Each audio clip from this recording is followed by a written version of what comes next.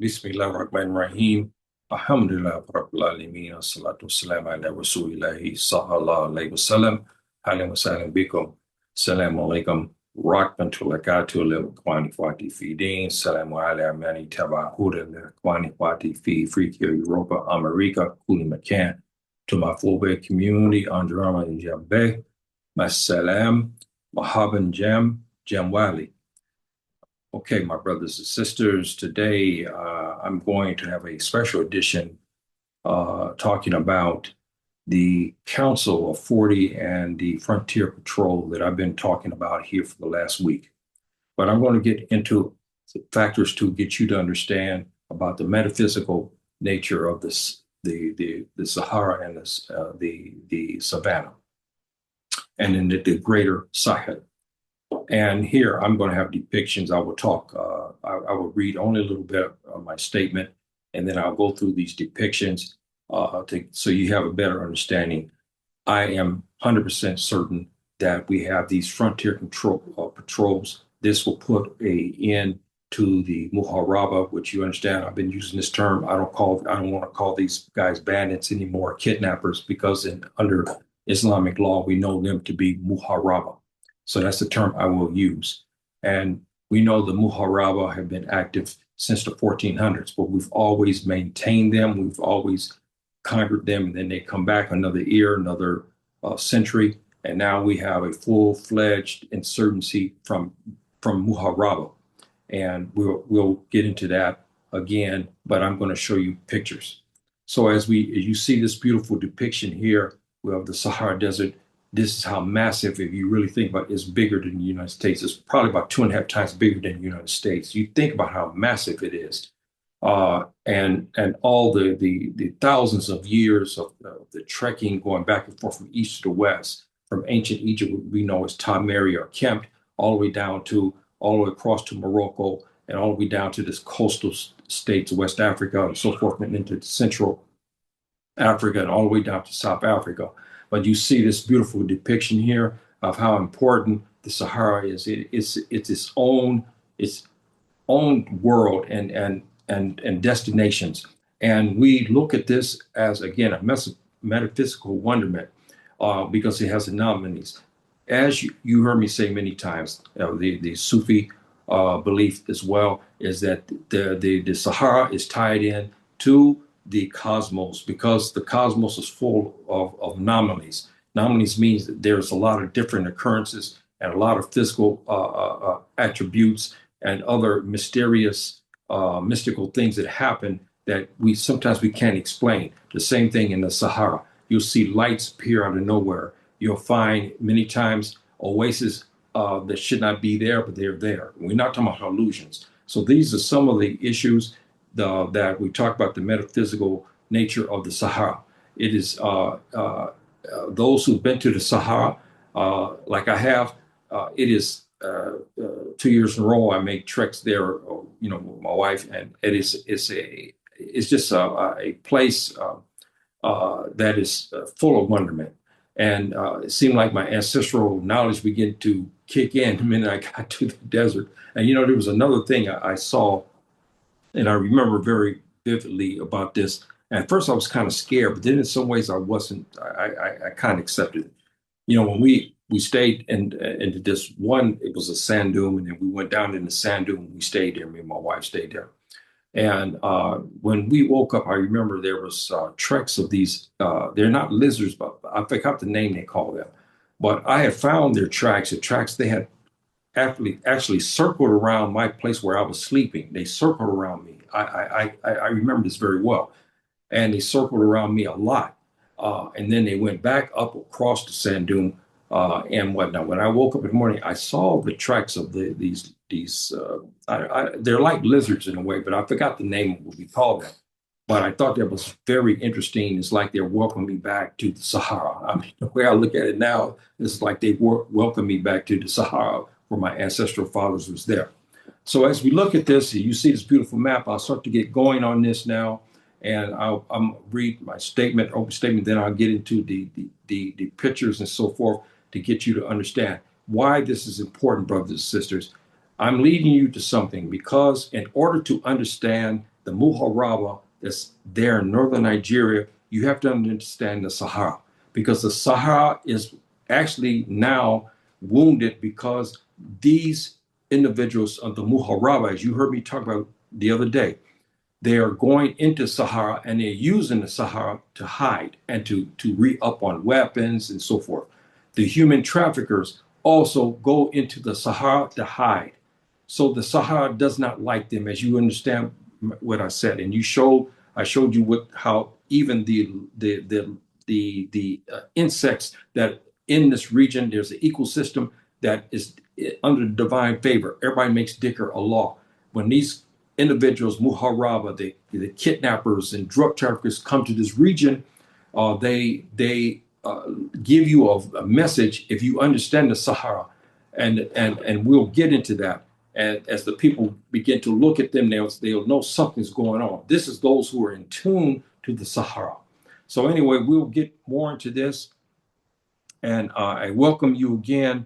And I'm hoping, brothers and sisters, that you continue to follow my series about this, because we have the great insecurity that's going on in Nigeria, and this situation has gotten out of hand. But I know that they have a remedy only if they will go back to our ancestral fathers to use, as I've been talking about. If they go back to this, then they're going to quell this problem. But until they go back to our ancestral fathers' model, the Council 40, they're not going to quell it. Sending bombs, using more AK-47s, putting 28,000 more troops there, it's not going to stop it. So stop it, because again, as you see, they are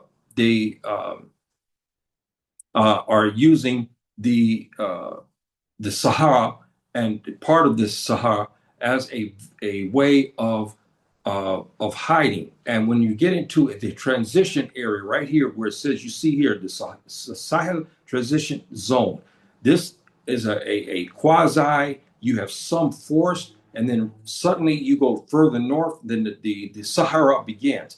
These are regions, they have thickets, they can hide in between here. Then they go into the transition zone. There's areas there of sand dunes. There's sudden valleys and rock formations that they can hide. And this is why we can't find these guys. But the patrol who would be commissioned to go into this region, they can find these guys. And so again, like I said, we will start, and now you kind of get this. This is a special edition, brothers and sisters, to give those understanding. Because why we talk about this? Our ancestral fathers, all the way from Mary, ancient Egypt, they had a metaphysical makeup about them. Why? Because we were the first human beings. Subhanahu wa ta'ala gave us this ability to translate the land that we live on. Okay, translate it better than anyone else, because this is our continent. It was the first continent, and we were the first ones on the continent. So Subhanahu wa ta'ala, with his divine favor, gave us the ability to translate the signs that he left for us to understand, and the insects and so forth, and how we can understand our land. Okay, we have lost that, because we went away from Subhanahu wa ta'ala, and we start to do other things, and also we also bring in the individuals that the Subhanahu wa ta'ala doesn't like. This has nothing to do with color and race. We just talking about the people and what they believe. And we brought them in, and they've been into the continent since the 1600s. And then, they've destroyed everything. We know them in the Fofode and in Mende also as Tuba. Tobacco is a full name of many, but the Tubab is one. So we know them as that. So as we look at this metaphysical phenomenon, let me give you again the basis that you can understand this a little bit more. And we call this the reading the dooms, because this is a very important aspect. And we'll look at this again. And tonight we'll look at the past map. We'll look past the map and the locations and the lack of knowledge of it. And the Sahara is not empty. And she is metaphysically a wonderland.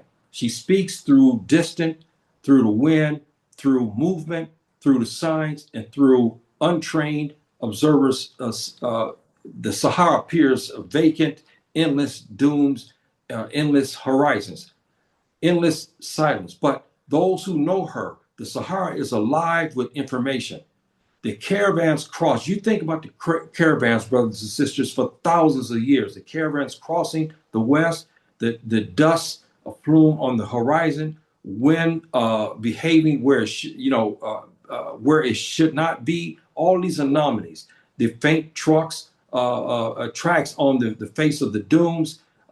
These are not random events. These are messages. And tonight we will examine the landscape that connects the continents, civilization, trade routes, and human destinies.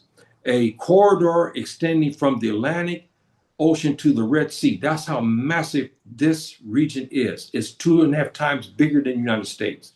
This is the Sahara-Sahel frontier, a place where the movement creates opportunity, where instability creates danger, where observation can mean a difference between rescue and tragedy.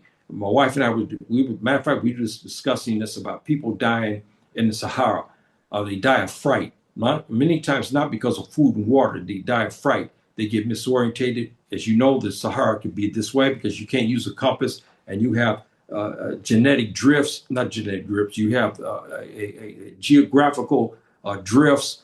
I guess that's the best way I can say, where the land is moving because there's a lot of magnetic friction happening, and you can get misorientated, and so people die every year in the Sahara Desert. Tragedies like this, and before there's the understanding, there's ability to read the signs. Welcome to Reading the Dooms. I'll read a little bit more of this, and then we'll start getting to the depictions. I can start talking to you. It is crossed every day by traders, herders, migrants, smugglers. This is why I'm bringing this up. I was just on with one of the brothers. I won't give his in Nigeria, his newspaper. This is one of the reasons why they're having problems. They cannot get these guys because since the people who are looking for them are out of touch with Subhanahu wa ta'ala and with Subhanahu wa ta'ala's divine favor. And he's not giving them the knowledge, okay, in order for them to translate the land. If they could translate the land, they can understand where they're going and follow them and get them, but they can't. It is a vast corridor stretching, of course, as you saw the map. It's a long way. The images you're about to see tell a story. I'm going to give you this. And they tell a story of patrols who read the landscape itself. We've had over 1,400 years, we have things that happen similar to what I'm going to show you so you can get a better understanding. That's a disturbance in the dunes may signal presence of a hidden camp. That survival in the Sahara often depends on the ability to interpret subtle signs that others overlook. Throughout this presentation, I will use the phrase reading the dunes. What does that mean? It means recognizing that the desert communicates the movement of the wind, the shape of a ridge, the direction of drifting sand, the appearance of fresh tracks, or an unusual rising above the horizon can carry information. To a trained observer, they are not random events, they are clues. The images that I'm going to show you depict patrols operating across the Sahara-Sahel frontier, combining local knowledge, observation, vigilance, and then cooperation. They will represent a larger idea that security begins with awareness. Awareness begins with understanding the environment. As we move through these illustrations, we will explore themes of surveillance, early warning, and so forth. You can read this, and as I go through this a little bit more, and I'll get into this. And tonight we'll see the observations. It is about the importance of presence, and it's about the people who stand watch beyond the dunes, often far from public attention, serving as first line awareness of a region where signs of danger may appear long before danger itself. And Muharaba Jam, to reading the dooms, and we'll start on this. Now, brothers and sisters, you know, I will start here. This is important. Why? Because since these syndicates, the Muharaba syndicates, are going from they're going in the direction of the north to escape the patrols in the Nigeria. You know, we're talking about Nigeria now. They're escaping the patrols by going into that area, as you heard me talk about. And I'll show you these depictions, and then as we get into that, and these anomalies, these guys have picked up on that. They realize that if they go further north into thickets, they go into the transition area, which is the savannah to the Sahara. They start to hit those areas. They can go there and re-up on weapons. They can get food. They can get many things. They can sell their things that they stole. And the human traffickers, this is one of the reasons why I've been harping about this. We have Fulani women being trafficked every single day, brothers and sisters. They're coming from the Western Corridor and they're going across, coming into this region. And there's other that go into another region.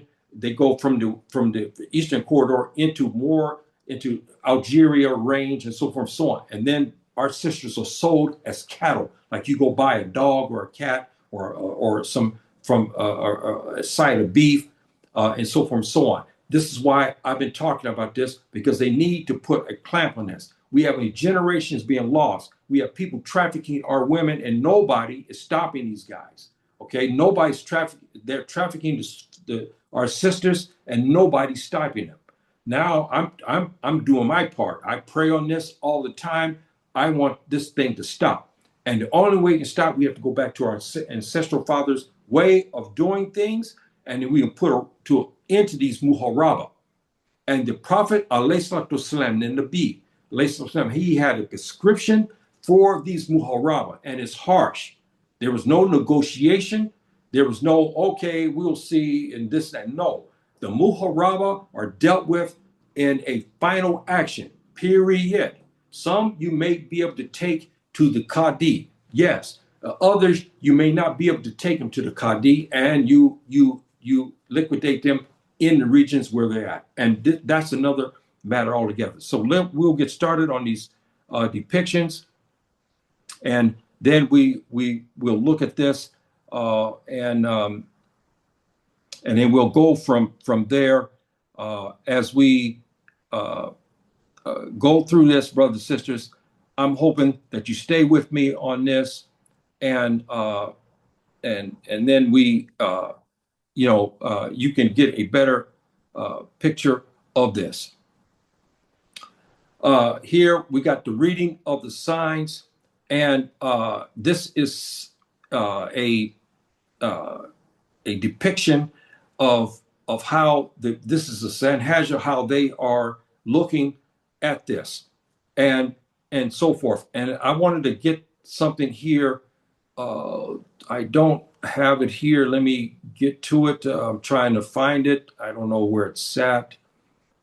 What did I do with it? Okay, yes. First, I want to show you this, and then we'll get to the others. I want to show you so you kind of get a better understanding how I will break down reading of the dooms. This is big time metaphysics, brothers and sisters. This is not something that you'll get many times out of a book. I had a big run in here 2 days ago with a racist, a hardened racist, who, because he tried to tell me, since the academic world, meaning the white world, the Tubab, since he doesn't acknowledge, then it means it doesn't exist. I told him, I said, our ancestral fathers been doing this since before the Tubab came on the continent. But I just wanted to give you this to show you, don't be dismayed by what somebody comes with academics say, well, you know what, there's no book on this from Harvard. These are the Tubab. This is not their land. When they come, they know what's going on. They have confiscated many of our documents. They've taken our monuments. They've destroyed our books because we have this knowledge. Now it's starting to return. So I give you this here to show you the reading of the dooms, how we're going to start to proceed through this, and so you can get a better understanding on how the dooms, how you read. Dooms meaning the landmarks inside the Sahara, and so forth and so on. And so I hope that you stay with me on this as we go through this beautiful depictions here that we have. We'll start here reading excuse me, not here, excuse me, brothers and sisters. One of the greatest signs, brothers and sisters, is the animals. Subhanahu wa ta'ala talks about his creations. We never worship our creations. We always admire and we always give thanks to Subhanahu wa ta'ala for our creations. We don't worship the creations. We know Subhanahu wa ta'ala is behind that. But the creations make dhikr Allah as well. So our ancestral fathers, among the Sanhaja, the Lamtuna, the Fulani, they had special people. We know that you use the word Bedouins, who were very, very good inside the desert and in the savannah regions, and we use them in order for transport to go through safely through a region. We'll deploy these people like this to do that. These guys can read the signs. This is one thing why. When these Muharaba leave from northern Nigeria and the southern part of Niger into these zones, okay, these transition zones, this is why we need these guys, because these guys here will be able to find them, whereas the military cannot. And one of the things that we know is this. When they start to read the insects, this is what is important. I took from when I slept there and I found their tracks around me as a sign of them giving me something like, welcome back to your, because you're answering the call, your ancestors. I don't know how I read this, but I found their tracks around and circling around me. And I don't know if my wife even remembered this or I made some comments to that, but I know she saw it because we saw these tracks going around from where I was at, going up across the sand dune. And it was, and in some ways I was kind of scared. I said, why I didn't hear them or something like this, because I slept some, a couple hours at least and so forth. But our brothers here among the Sanhaja patrol now are getting signs that there's something out there. Something is wrong. And they're looking at the lizards. The lizards can't speak, but we read the lizards to understand what's disturbing them. And it's not from some hawk or from some predator, natural predator they have. No, this is a human-driven action that the lizard have to alert the Fulani patrolmen, to alert the Sanhaja patrolmen that there's something wrong. And then we get into this as we have the guardians. We need these guys, brothers and sisters. We need these guys. These brothers here are rough, okay? And they're just as ruthless as the Muharaba. These guys who are killing in northern Nigeria, they run to the north, they will come in contact with these guys. These guys are just as ruthless, but there's a difference. These brothers here are with divine favor of Subhanahu wa ta'ala. They make their prayers, okay? They make dhikr Allah, and they're Muslims. Okay? And Muslims, they are Muslims. So therefore, they have an advantage. And this is what takes them over the top. The Saharan Guardian, these guys are rough, hand-to-hand combat. If it's in a shooting battle, these guys can track the Muharaba across areas that are just absolutely brutal, okay? When the temperatures reach 120 in Fahrenheit, 40, and not 40, but 45, 47, these guys know how to track. They know how to use the water. They know the water wells and so forth and so on. And this is why we need these guys now to go fight against the Muharaba that are destroying Nigeria today. We need these guys here to go after this Muharaba that's destroying, even the Boko Haram, all of these guys, and the other IS that's causing havoc in the Northeast. We need these guys here to start to take them on. And believe me, once we get these guys involved, it's over. And then we have now the Fulani Herdsman Patrol. A lot has been talked about this. The Western talked about our brothers here at one time. They called them terrorists. I hate this. Every time something that they don't understand, the first thing, their skin is black, they wear a turban, and they're Muslims, the first thing comes out of the might of the Tubab media and their apparatuses that the guy's a terrorist. But as you see by here, they're reading the wind, they're guarding their herd, and they're protecting themselves. The minute they see this, they call this terrorism. But the metaphysics our brothers here have in the Savannah region. You saw the map I gave you the other day showing the expertise of the Sanhaja to the north. And then in the transition region, we have the Fulani. The Fulani is very, very good in reading these signs. Here, they're reading the wind. They're looking. They know something's up by reading the wind. The direction of the wind and the way the wind is carrying up. There's something that may be out there. The brothers are looking at it as well. They know something is out there by reading this wind. When me and you who are not trained, our eyes are not trained for this, we'll look at it and say it's a windstorm. They see it as something else. They know something's going on by way the wind is taken up. This is the metaphysics of the Sahara, brothers and sisters. The reading the dooms, the metaphysics of the understanding. Here, brothers now are starting to find the tail end of the windstorm. They're starting to calculate now. They say, okay, now look what we have here. Here I got a chart giving you what they're looking at and what it means. I'm giving you this is also to show off dealing with some Sufi beliefs as well. But the metaphysics of reading this here, they look at this. These brothers are not trained in Harvard. This is what I got. I got into a big scrape with this racist the other day because their skin is black, and he want to insinuate since he didn't go to Oxford or he didn't go to Yale or Brown University, of course, they cannot have any intelligence. But I wrote to him and said back to him, I said, look, I said, you bring the Tubab that you're talking about in Harvard and bring him out in the Sahara Desert and see what his big book learning will do for him here. You bring him in a situation like this, what would he look at this? He'll be scared because he sees the sandstorm. This is what I was talking to him about. And the reading of the dooms is important because here our brothers are watching and they're looking at this and they're starting to calculate. You see here the wind, the flow of the wind. I got everything broken down for this is the deep metaphysics I'm talking about now, brothers and sisters. Deep metaphysics. And I ran these models that I came up with into AI and so forth and so on. And they even calculated what I was doing and they were talking about is right on. So I got this here. This is a divine favor that I received from Subhanahu wa Ta'ala. And my ancestral fathers, maybe I'm taking after them. And plus, I try to do my best as a Muslim and whatnot. And so Subhanahu wa Ta'ala has granted me some favor by trying to understand the metaphysics of the great Sahara Desert. And our brothers here, as you see, are looking at this and they're starting to figure it out. Now the windstorm has went on.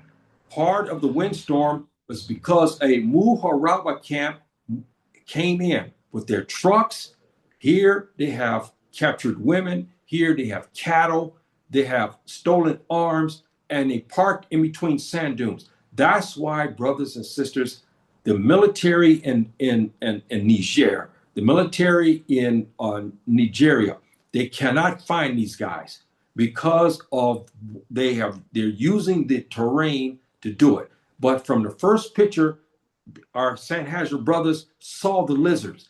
The lizards were out of place, and the lizard stood there because he was he knows that the guy that's watching him, he knows he belongs there. So he's telling him something's out there because he's disturbed. See, he's disturbed. Now the windstorm came up. They looked at the windstorm, as you saw here. They looked at the windstorm and they said, wait a minute, something's not right.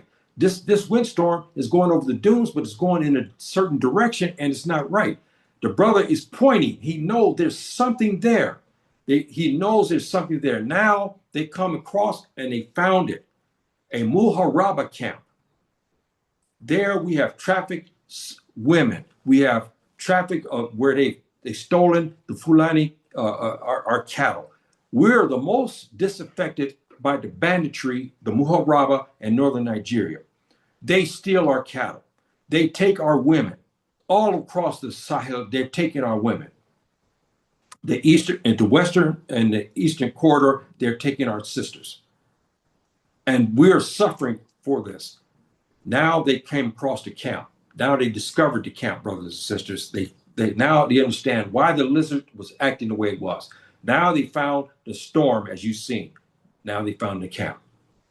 Now they found the camp. So now they're looking and surveilling it to check it out, to make sure this is not a Fulani camp. Because sometimes, the brothers, Fulani, our brothers will come into a region and so forth and so on. But they know this is not it because they live out here. They know. So now you have the Sanhaja, you have the Sanhaja, and you have the Fulani.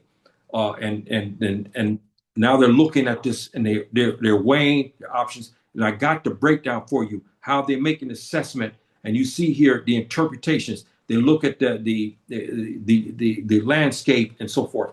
And then here the over here to your right, and how they're gonna have to call for backup and so forth. So because now they determine this is Muharaba. This is Muharaba at work here because they found cattle, they found ammunition, they found women. There's been trafficking and so forth and so on.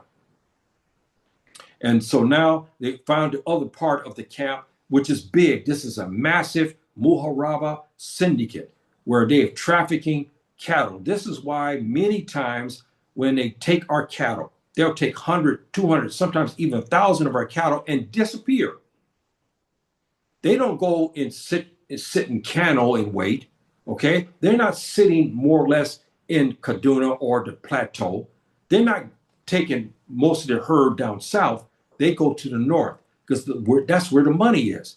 The traffickers go to the north where they sell. They sell our sisters, they sell the cattle, the stolen, and they sell other things that they have done in northern Nigeria and Niger, and they go across into these hidden areas here where they sell our sisters and our cattle.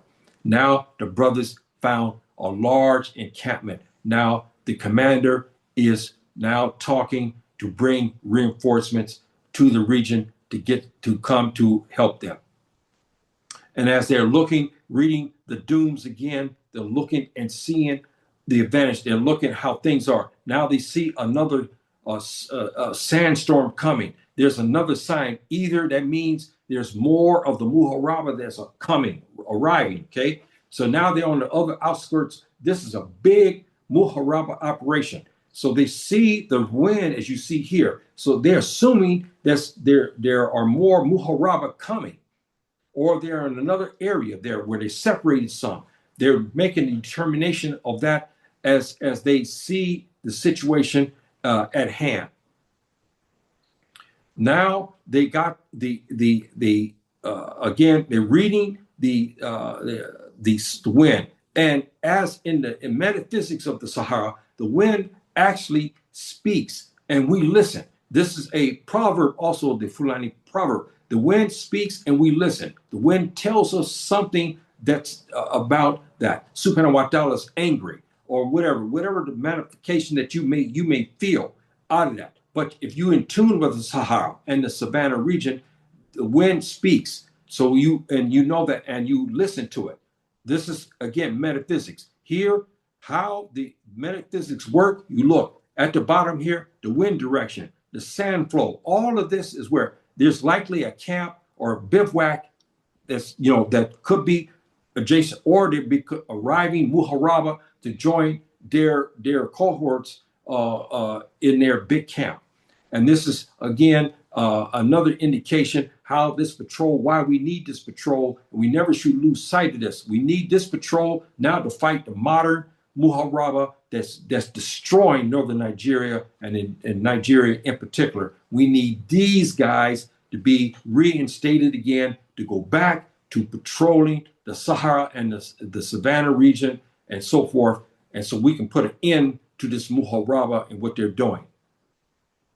And now they've got the camp. They recognize the situation. They're calling now for the backup, brothers and sisters. They're looking. They're sizing it up. They see now more wind over here, so they're trying to size up how large the camp is, this encampment.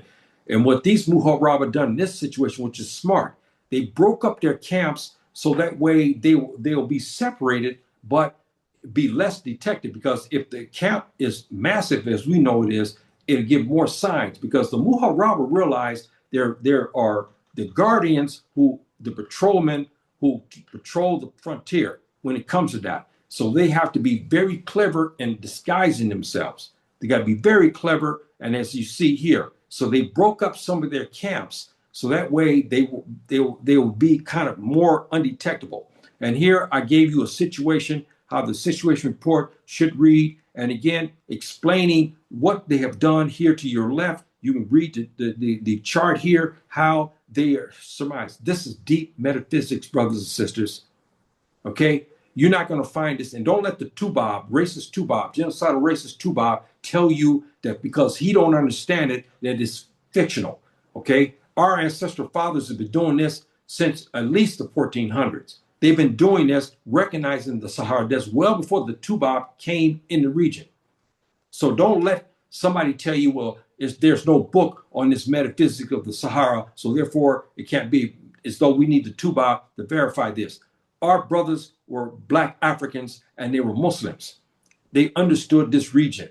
They didn't need the Tubab to sanctify them on what they were doing. They already knew what they were doing before the Tubab came. And this is some of the deep metaphysics here that they realize and so forth. That's why I try to tell you, you get a scientist, you bring him out of Brown, you bring him out of Oxford, and you put him in the Sahara Desert. And then let's see what he will say when they begin to show them anomalies. They'll show lizards or scorpions over here, and they'll ask the question. He won't be able to answer it. This is what I'm talking about. The message transmitted again. Now it's time, and we're a little ahead of the story. Now the reinforcements have come, brothers and sisters. The reinforcements are coming, and again, they gave them a good description on how the Muharaba has the camp, how they have managed to evade detection, and now the reinforcements has now come in, and here they're going to go take it on. In situations like this, because it's frontier justice, many of these Muharaba will be shot and killed, or they be taken down with the machete. That's just the way this frontier justice. Now you say, well, man, I disagree. You think about all the killing that's going on in northern Nigeria.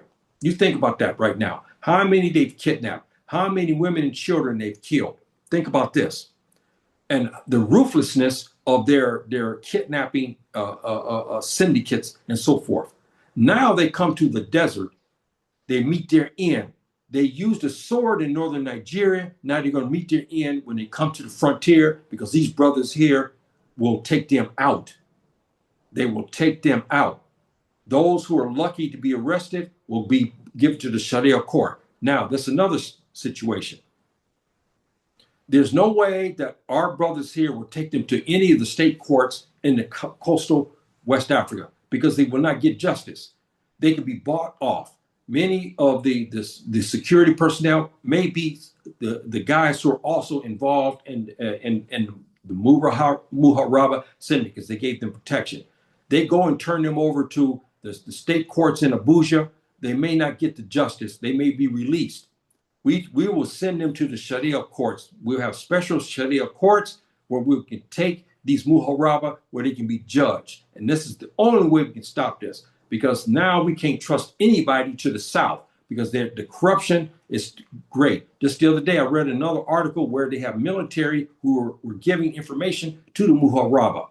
They were giving information of movement of troops and so forth and so on. This is what I'm talking about. That's why we have to eliminate this section of this and bring back the patrol.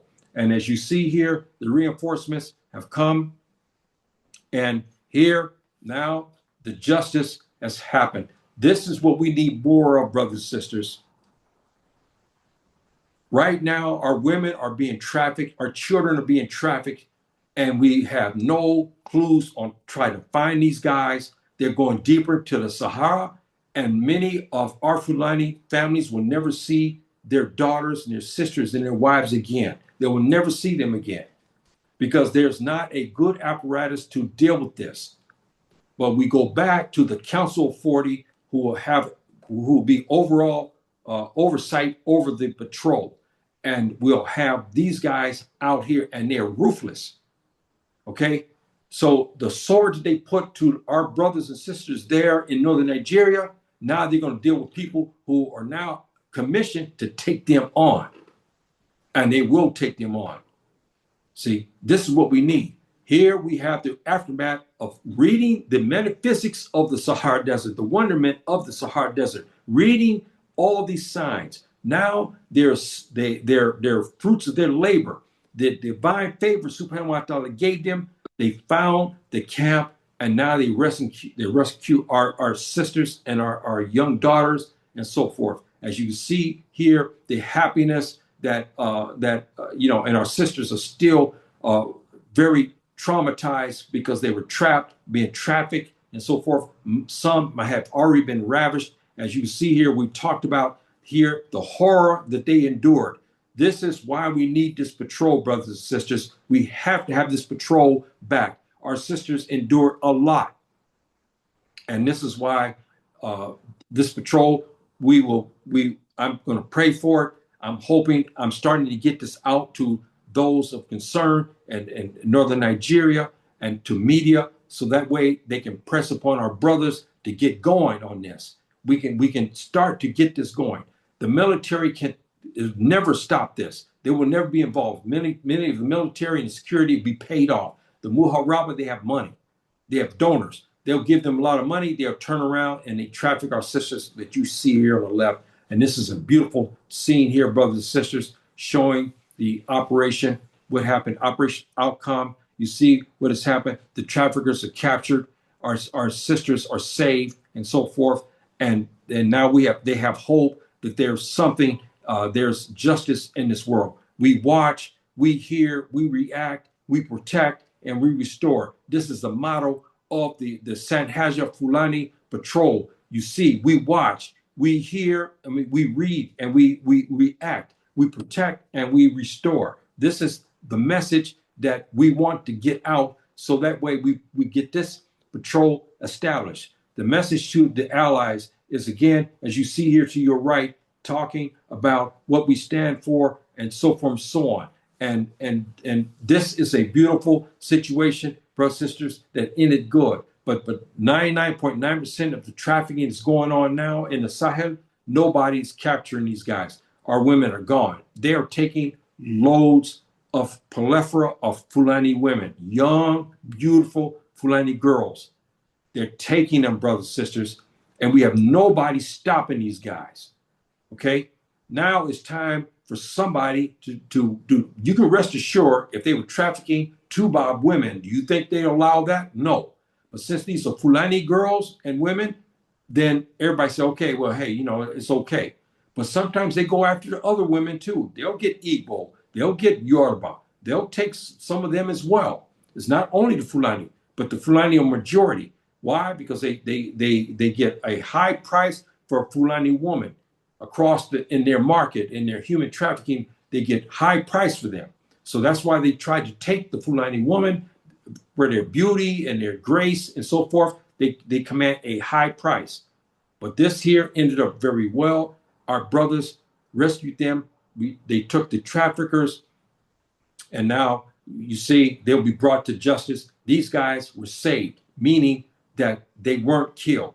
They will be sent to the Sharia court, where there will be a judgment. Of course, as you know, the Sharia, Allah Ta'ala, the Qadi, the head Qadi, the judge, will then examine all of these prisoners.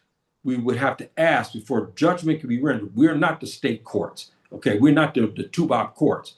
The Sharia court, the judge will ask questions. He'll say, why were you in? Because one of these guys here may say, look, I had no other choice. They took my father, they took my grandparents, they took my village, and they're gonna kill them if I did not join with them. They go and verify his story. He may have saved his life from being executed because he was forced. This is the wonders of the Sharia court. The state courts wouldn't even honor something like this. the American courts wouldn't honor anything like that. They don't care. But we as Muslims, we always go to the innocent first. We have to ask questions. Why did they go to the market to steal the apples? There may be some underlying thing. When we hear, yes, it's wrong. We hear that this young man says, look, I have no food. I have 2 children and a wife. I have no food at home. I cannot get no job. Yes, it's wrong. But the Qadi will look at his situation and ask why this boy, this young man cannot get a job. See, so he won't cut his hand, see, in the had because he stole. This is what we're talking about. In a situation like this, all of these guys will be examined. We may find guys may not be Muharaba, but they were forced into it because of what happened to their village. And this is how the story ends, brothers and sisters, and so forth and so on. And so I'm hoping that you got a good indication about the metaphysics and how the Council 40, our patrol would work. And so again, like I said, I gave you this quick little lesson here, brothers and sisters, and hope that this gets your interest into the deep metaphysics of our ancestral fathers. Okay, our ancestral fathers, they did not graduate from Brown University. They didn't graduate from USC or UCLA in Los Angeles, California. They didn't go to Oxford, but they got their education from the Sahara, and they got the intelligence that was given to them from a divine favor from Subhanahu wa Ta'ala. Allowed them to look at the lizard and read the lizard because he saw him and he knows the lizard is out of place. The lizard is acting erratic. They know something's wrong. Then our brothers can look out into the Sahara. They see a windstorm. There's a normal windstorm, yes, but then they see the pattern of the wind. They say, whoa, this has been driven by trucks or by a big convoy. See, that's the way you look at the wind as it goes. Then as you see the wind come over the sand dunes, that's the other indication. When it's natural, when it's controlled by Subhanahu wa Ta'ala, there's a natural currents of the wind coming over the sand dune. When it's a large contingency of people, then the wind goes over the sand dune in such a way that you know something is out there. This again is the metaphysics of the Sahara. It's a beautiful science, and it's ours, okay? Because it's our continent, it's our desert. Subhanahu wa Ta'ala gave us this divine favor to understand it. Let nobody try to dissuade you and say this is not ours. It's ours. And don't let anyone try to tell you that what our brothers did in the 1400s, all the Fulani Sultanates, how they had these patrols in the north, the Sultanates of Al-Maghrib, Morocco, the Mujahideen were famous for their desert patrols. They also went from the north down to the south. They were famous. The Sanhaja, that's where we got that from. The Sanhaja desert patrols were famous. These brothers were rough. They took no quarter. They understood the Sahara. They read the animals. They read the wind. They look at the landscape. They read this. They didn't have the books from the Tubab to understand it, because the Tubab, as I told you right now, you get the pencil neck man from Oxford, bring him to the Sahara and ask him now to start interpreting. He cannot. That's why I try to explain to you, don't let people fool you by saying if it's not in a book by the Tubab, then it's not factual. Remember that, brothers and sisters. This is not a racial connotation, but it is in a sense of saying that our black brothers and our ancestors read the desert. They're less than because they didn't graduate from Brown University. Leave that alone. That's not good. And so now we have that, brothers and sisters, and I'm hoping again that you got something out of this today, and you keep joining my series. I'll talk some more about these occurrences and about the Council 40. We need this Council 40 to be developed, and I'll get more into that again. And we'll talk a little bit more about the metaphysics and other aspects for you to understand. This is the African metaphysics that you don't get in the books in the West. Okay, you don't get that, but you're getting it from your brother, and now you have something to look up. And now as the AI models begin to get involved in this, they can start to help you, and you'll be fascinated what you'll find. See, And this is ours. This is our metaphysical reading and intelligence that we had gathered from the divine favor from Subhanahu wa Ta'ala. See, and I'll show you this map again, and I'll close because I want to put this picture back into your mind again about the metaphysics and the wonderment of the Sahara. You look at this, put this imprint in your mind, how massive it is. And also you can see how the Muharaba can disappear from the coastal into the region, into the transitional region, what they call the transitional zone, which is the Sahel, Savannah, and then the Sahara. You go, you go a couple of meters more, and all of a sudden you hit the desert, and you'll see sand dunes, and it's a fascinating wonderment. And you have to ask how he devised this, and so forth and so on. And you look at that, and you have to really ask yourself in wonderment about how Subhanahu wa Ta'ala created something so beautiful, so majestic, but it's deadly. It's deadly, brothers and sisters. It's deadly. And this is why the criminals element, the syndicates, are using it, because they know it's a place that nobody understands very well. And they laugh at the military because the military are mechanical in their nature. They come in formation, they'll set up camp, they'll use the GPS, they'll use the TUBA, their mechanisms, and they still can't find these guys. The politicians are angry with Northern Nigeria, with the ulama. They ask them, why don't you give them their position? Many of the ulama may know where small camps are, but the major camps, again, are to the north. And I want to show you that, and I will close, brother and sister, because I want to get that. I want to show you that the map I had the other day. Yeah, here we go. Yeah, here we go. Here. This, brothers and sisters, now you understand why.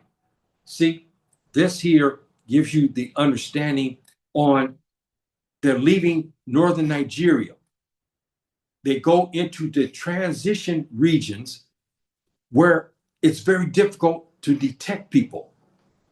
And that's what I was trying to explain to my good brother here about an hour before I went on air. This is what makes this situation fascinating. And it's there for the taking, meaning if we understand it and we use our ancestral fathers' deciphering of metaphysics of the region. You're not going to get this standing in Abuja, going to the military schools. You're not going to get this. You're not going to get this when a Tubab walks in. All he can do is send a bomb, which they did, and kill a bunch of people, and that's all. But we still have major problems going on. You see this corridor. You see this transition zone. See, this is why it's difficult. That transition zone is where a lot of the camps are, as you can see here. And then major camps, when they are now getting ready to traffic the women, they go further north into other regions. And then there's trade routes, and they'll go into the Sahara, and we'll never see some of our sisters again. You think about when Boko Haram, remember Boko Haram, what they did? They took those women from the girls from the school. Remember that? And it took 2 or 3 years, finally 4 years, to begin to find them. They found their loved ones, remember, in Mali, in a corridor region, the Western corridor. You see what I'm talking about? Remember, they trafficked them there and sold them to other traffickers in Mali. They went undetected. This is what we're trying to say. How did they remain undetected? Because they went into the transition region, and that's how they escaped. Because the transition region is thickets, sand, semi-Sahara, okay? And there's ridges and rock formations. Therefore, they can go in patrols and go to your left, going towards Mali. This is Niger, so you start to go left, you start to hit Burkina Faso and then Mali. Boko Haram kidnapped what was 200 of these young girls, Muslim women, and they took them across. And remember, they ended up in Mali because They went through the transition zone, and this is what I was trying to impress. They escaped it. So here we talk about that, the mission, the liquidation, dismantle, restore. They want to go after these Muharaba that's in the red with I don't like that was drawn up, but you understand what I'm talking about. We want to go and dismantle the Boko Harams and all these other, the IS and everyone else that's involved in things like this. We want to dismantle their syndicates. We want to stop this. And here we need this vigilance from the patrol to get this. And you read this on your own here at your time, which I presented the other day. And I gave this to my ambassador friend. He looked at it as well. He was impressed with it. He said it makes a lot of sense because this is why we cannot detect these guys. And brothers and sisters, I'm gonna have to go here. And for another time, I will go into other aspects. And I'm hoping that you stay with this series, brothers and sisters, and subscribe to my channel in YouTube. And then I'm in Facebook, Yahya Shabaka. You should know who I am by now. And you can subscribe to me in Facebook as well. And you can keep following this series. This is unorthodox. You're not going to get this out of your books anywhere because this is ours. This is our metaphysical thinking. Okay, well, how we look at our land. Okay, how we analyze, how our ancestral fathers looked at the land and how they didn't take from the land. They operated within an ecosystem, and that's why it's a beautiful system. Subhanahu wa ta'ala reward us for that. He said, okay, since you're not trying to destroy the ecosystem that I developed, I'll give you divine favor and allow you to read the land. And our brothers, our patrols did. And they wiped out these Muharaba in every ear. They wiped them out, brothers and sisters. They found them and liquidated them. They took them out. Most of them didn't reach the Sharia courts.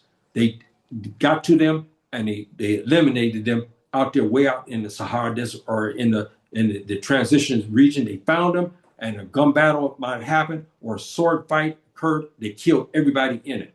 So this is a situation that now calls for desperate action. And I'm hoping, brothers and sisters, that you agree with me. If you don't, please write your comments and tell me what you think, because this is deep metaphysical thinking and so forth that our ancestors possessed.